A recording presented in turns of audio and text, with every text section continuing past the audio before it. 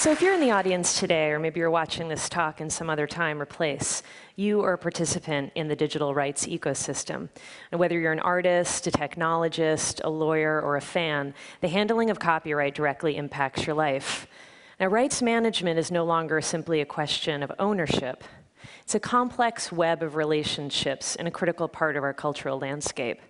Now, YouTube cares deeply about the rights of content owners, but in order to give them choices about what they can do with copies, mashups, and more, we need to first identify when copyrighted material is uploaded to our site. Let's look at a specific video so you can see how it works. 2 years ago, recording artist Chris Brown released the official video of his single, Forever. A fan saw it on TV, recorded it with her camera phone, and uploaded it to YouTube. Now, because Sony Music had registered Chris Brown's video in our Content ID system, within seconds of attempting to upload the video, the copy was detected, giving Sony the choice of what to do next. But how do we know that the user's video is a copy? Well, it starts with content owners delivering assets into our database, along with a usage policy that tells us what to do when we find a match. We compare each upload against all of the reference files in our database. Now, this heat map is going to show you how the brain of the system works. Here we can see the original reference file being compared to the user-generated content. The system compares every moment of one to the other to see if there's a match. Now, this means that we can identify a match even if the copy uses just a portion of the original file, plays it in slow motion, and has degraded audio and video quality. And we do this every time that a video is uploaded to YouTube, and that's over 20 hours of video every minute. When we find a match, we apply the policy that the rights owner has set down. And the scale and the speed of this system is truly breathtaking. We're not just talking about a few videos. We're talking about over 100 years of video every day between new uploads and the legacy scans we regularly do across all of the content on the site. And when we compare those 100 years of video, we're comparing it against millions of reference files in our database. It'd be like 36,000 people staring at 36,000 monitors each and every day without so much as a coffee break. Now, what do we do when we find a match? Well, most rights owners, instead of blocking, will allow the copy to be published, and then they benefit through the exposure, advertising, and linked sales.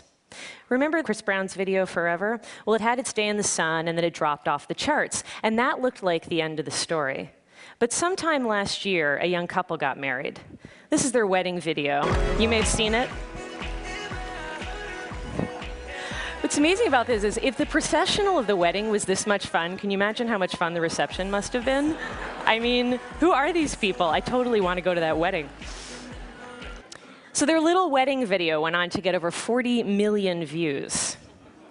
And instead of Sony blocking, they allowed the upload to occur, and they put advertising against it and linked from it to iTunes.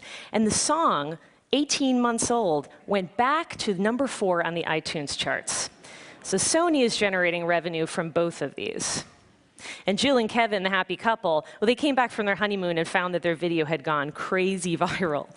And they ended up on a bunch of talk shows, and they used it as an opportunity to make a difference. The videos inspired over $26,000 in donations to end domestic violence.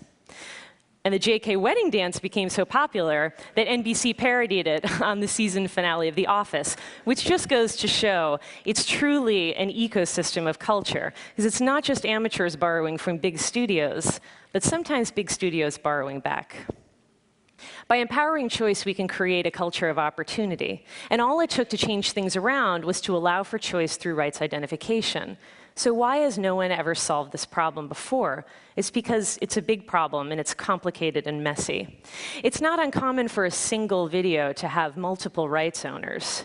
There's musical labels, there's multiple music publishers, and each of these can vary by country. And there's lots of cases where we have more than one work mashed together, so we have to manage many claims to the same video. YouTube's Content ID system addresses all of these cases, but the system only works with the participation of rights owners. If you have content that others are uploading to YouTube, you should register in the Content ID system, and then you'll have the choice about how your content is used. And think carefully about the policies that you attach to that content. By simply blocking all reuse, you'll miss out on new art forms, new audiences, new distribution channels, and new revenue streams. But it's not just about dollars and impressions. Just look at all the joy that was spread through progressive rights management and new technology. And I think we can all agree that joy is definitely an idea worth spreading. Thank you.